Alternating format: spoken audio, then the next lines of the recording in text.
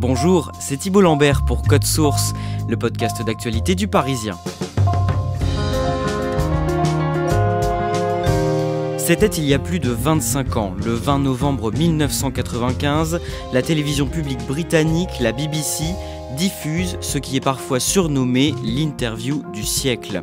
Lady Diana, séparée de son époux, le prince Charles, fait ce soir-là des révélations explosives sur son mariage, suivies par près d'un téléspectateur sur deux au Royaume-Uni. Depuis plusieurs mois, cet entretien est au cœur d'un scandale outre-Manche. Une enquête a mis en lumière les méthodes douteuses de la BBC et de l'intervieweur pour pousser la princesse à s'exprimer. Cet épisode est raconté par Chloé Goodenough, correspondante du Parisien à Londres.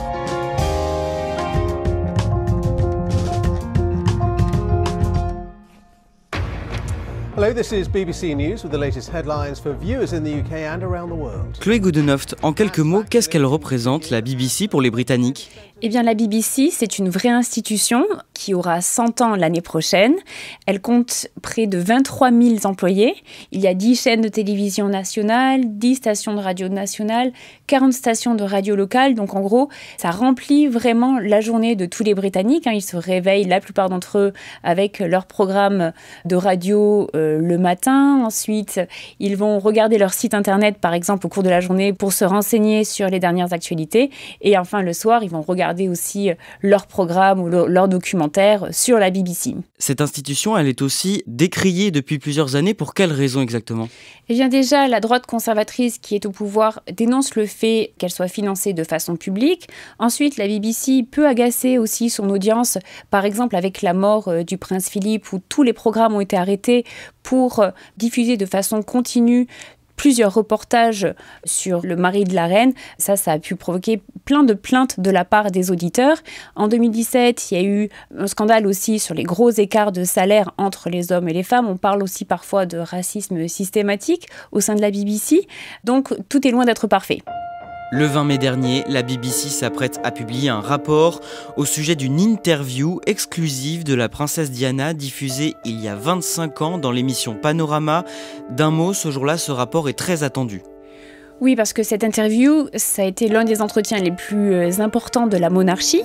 L'émission a vraiment défrayé la chronique à l'époque et les Britanniques vont enfin comprendre ce qu'il s'est passé en amont, en fait. Donc c'est une vraie révélation qui est attendue. Chloé Goodenough, on va revenir ensemble sur cette interview enregistrée à l'automne 1995. À ce moment-là, la princesse de Galles, Lady Di, est une immense star. Sa vie personnelle obsède une partie de la presse du monde entier.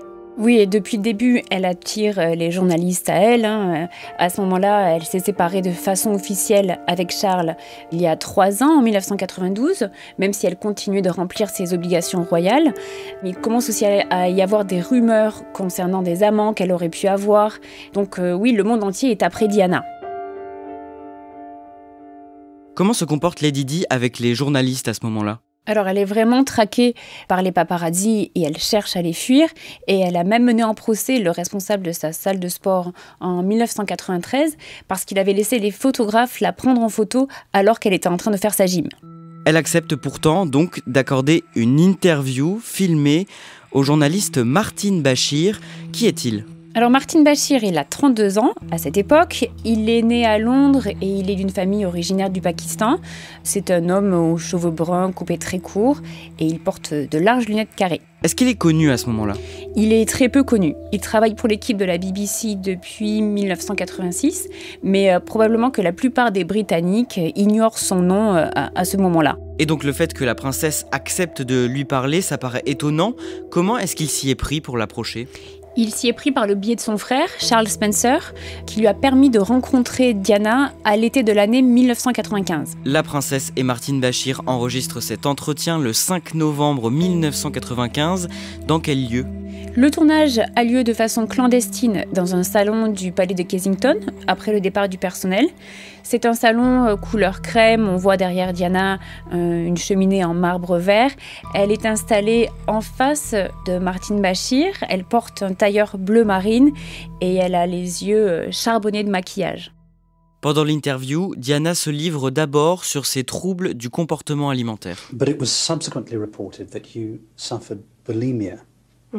Is that true? Mm-hmm. Yes, I did. I had bulimia for a number of years. Elle évoque en effet le sujet de sa boulimie et le fait qu'elle se remplisse de nourriture jusqu'au vomissement en fait. Elle souligne que pour elle, c'est un échappatoire à l'enfer qu'elle vit au quotidien et donc c'est plus un symptôme de son malaise que la cause en fait. It was a symptom of what was going on in my marriage. I was crying out for help, but giving the wrong signals. And people were using my bulimia. They decided that was the problem. Diana was unstable. Et d'où vient ce malaise, selon elle? Ce malaise venait de ses relations avec la famille royale. Et d'ailleurs, elle ne mâche pas ses mots à leur égard. Elle expliquait par exemple que Charles avait été indifférent à ses problèmes de dépression postpartum et à sa boulimie. Et elle va même plus loin en fait, au sujet du prince de Galles.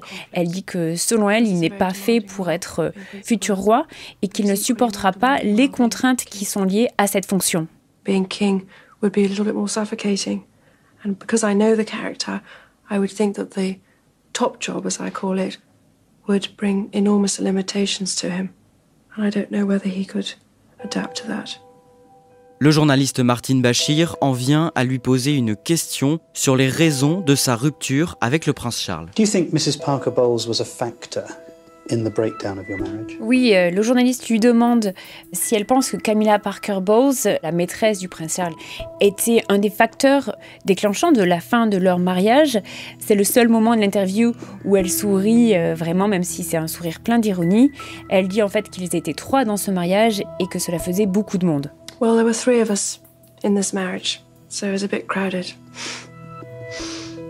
En clair, à ce moment-là, elle révèle que le prince Charles avait une liaison. Oui, et ce qu'elle souligne, c'est que cette liaison a commencé dès le début de leur mariage. La BBC diffuse cette interview en prime time le lundi 20 novembre 1995 et Chloé Goodenough, elle fait immédiatement l'effet d'une bombe. Oui, c'est près de 23 millions de téléspectateurs qui regardent cette interview au Royaume-Uni. Donc c'est près de la moitié du pays qui est pendu aux lèvres de Diana à l'époque. Le secrétaire privé de Diana n'était pas au courant et il a démissionné début de l'année 1996 à cause de ça, comme l'attaché de presse du palais de Buckingham qui n'était pas non plus au courant. Le palais en fait n'avait pas été contacté pour être au courant de cette interview. Comment réagit l'ancienne belle-mère de Diana, la reine Elisabeth II? Eh bien, dès le mois suivant, la reine envoie une lettre à Charles et à Diana pour leur demander de divorcer le plus rapidement possible dans le meilleur intérêt du pays. Le couple divorce officiellement en août 1996. Un an plus tard, le 31 août 1997 à Paris, Lady Diana meurt dans un accident de voiture. Oui, Diana se trouve avec son amant Dodi Al-Fayed, qui est le fils d'un milliardaire égyptien. Ils sont dans une Mercedes noire qui roule à vive allure, apparemment pour fuir les paparazzis. Le véhicule percute violemment un pilier sous le pont de l'Alma. Le chauffeur et Dodi Al-Fayed meurent sur le coup. Diana, elle, est entre la vie et la mort. Le SAMU arrive apparemment 6 minutes après. Il emmène la princesse à l'hôpital de la Pitié-Salpêtrière. Elle s'éteint en fait 2 heures plus tard. Madame, Monsieur, bonjour. La princesse de Galles, Lady Di, est morte cette nuit à Paris dans un accident de voiture. Elle se trouvait avec son ami, le milliardaire saoudien Dodi Al-Fayed. À ce moment-là, Chloé Goodenough, le monde entier est sous le choc.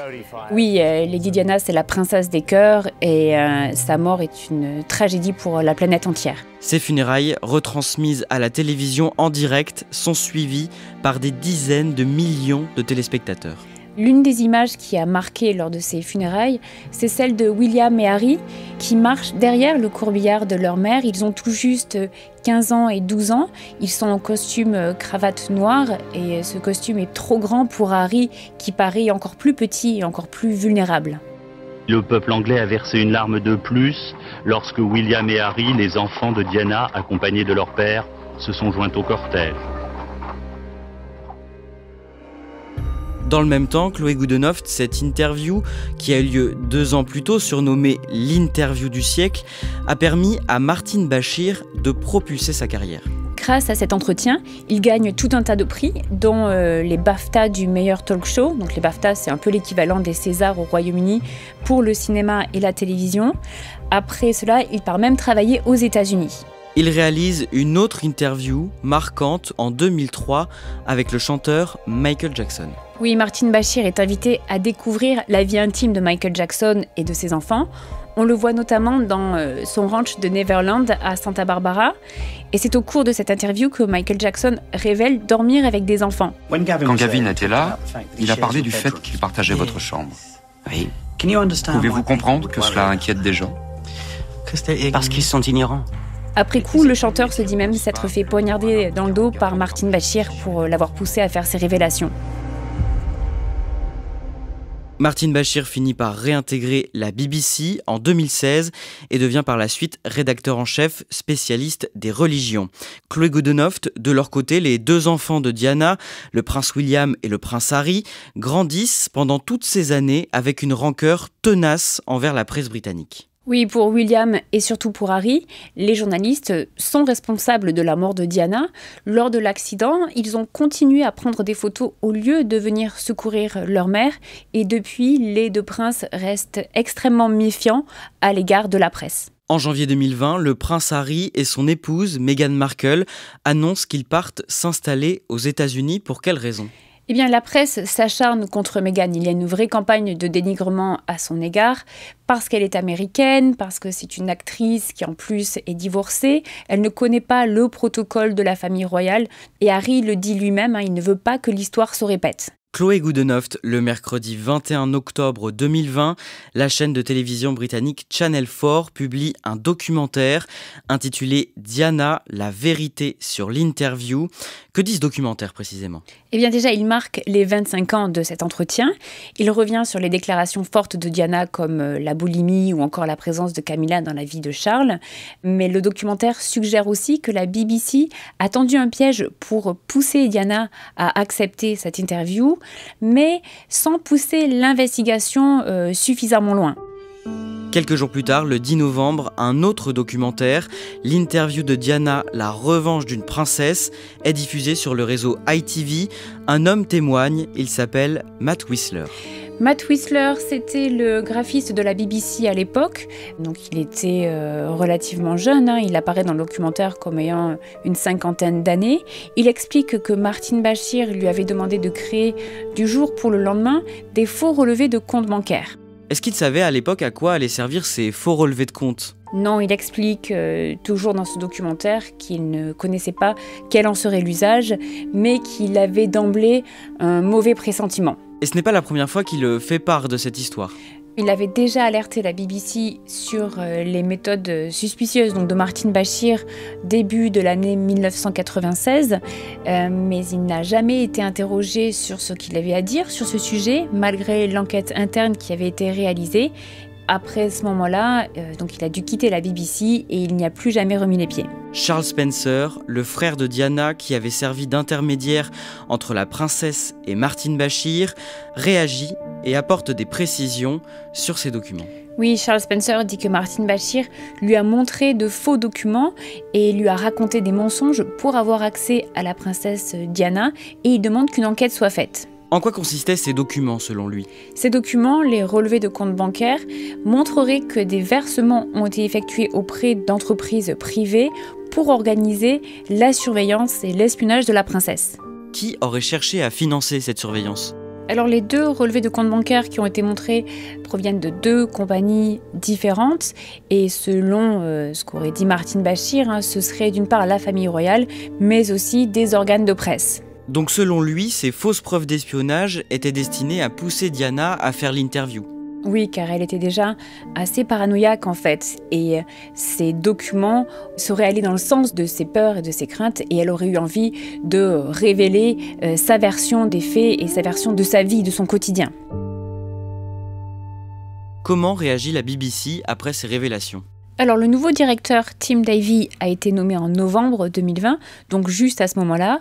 Il dit prendre la question très au sérieux et lance une enquête. Donc cette fois, c'est une enquête indépendante qui est organisée. Et le rapport final sera dirigé par Lord Dyson, qui est un juge de la Cour suprême à la retraite. Est-ce que Martin Bashir est interrogé pendant cette nouvelle enquête ? Non, en fait, il n'est pas interrogé car il a des graves problèmes de santé liés à une opération et à des complications du coronavirus. Et en fait, ces problèmes sont tels qu'il démissionne de la BBC en mai, quelques jours avant la révélation du rapport Dyson. Chloé Goodenough, on en revient au début de cet épisode. Le 20 mai 2021, la BBC publie les conclusions de l'enquête de Lord Dyson dans un rapport d'environ 130 pages. Que dit ce rapport ? Ce rapport dit que Martin Bashir a utilisé des méthodes trompeuses et malhonnêtes pour obtenir cette interview. Il a menti et utilisé de faux documents. Le rapport dit aussi que le journaliste a fait de fausses déclarations sur la famille royale qui ont joué sur les peurs de Diana et alimenté sa paranoïa. Et ce rapport charge aussi la responsabilité de la BBC à l'époque. Oui, car une enquête en interne avait donc été menée en 1996, mais les responsables de la BBC avaient complètement couvert Martin Bashir. Le prince William réagit le jour même dans une vidéo publiée sur Twitter. Oui, dans cette vidéo très sobre, il exprime sa douleur, il se dit triste de voir à quel point les manquements de la BBC ont participé donc à la paranoïa de sa mère, à sa peur et à sa solitude. Sadness to know that the BBC's failures contributed significantly to her fear, paranoia and isolation. Il dit que la façon dont l'interview a été obtenue a incité la princesse à faire le type de confidence qu'elle a faite. Il reproche surtout à la BBC d'avoir couvert Martin Bashir au lieu de révéler la tromperie. Comment réagit son petit frère, le prince Harry ? Alors, dans une déclaration un peu plus forte, il dit que cette interview a contribué à altérer la relation entre ses parents et il dénonce aussi des méthodes qui sont toujours utilisées dans certains médias et contre lesquelles il dit qu'il faut absolument lutter. Est-ce que Martin Bashir s'explique après la publication de ce rapport ? Alors, il ne s'explique pas vraiment, mais il s'excuse. Il dit qu'il est profondément désolé, qu'il aimait Diana et qu'il ne voulait pas lui faire du mal. En revanche, il refuse la critique de William au sujet des peurs et de la paranoïa de Diana. Selon lui, à l'époque, il y avait déjà des rumeurs allant dans le sens d'une écoute de la princesse et d'une surveillance, et donc qu'il n'en est pas le responsable. Chloé Goodenough, est-ce qu'on sait si d'autres travers déontologiques ont été découverts depuis au sein de la BBC ? Pas vraiment, mais surtout en fait, en 26 ans, le type de gouvernance a changé. La régulation de la BBC est faite par Ofcom, c'est le bureau des communications britannique, et si des problèmes de ce genre surviennent de nouveau, il y aurait d'emblée une enquête indépendante qui serait faite et ça ne devrait pas rester impuni. Ce scandale, il fragilise un peu plus la BBC aujourd'hui ? Oui, et le gouvernement conservateur veut donc se débarrasser du financement public de la BBC et ce genre de révélation, c'est pour eux du pain béni. Boris Johnson a même dit qu'il ne fallait plus que ce genre d'incident se reproduise et pour lui, il faut que la BBC change.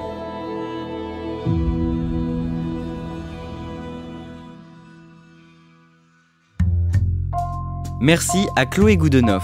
Cet épisode a été produit par Raphaël Pueyo et Clara Hage, réalisation Julien Moncouquiol.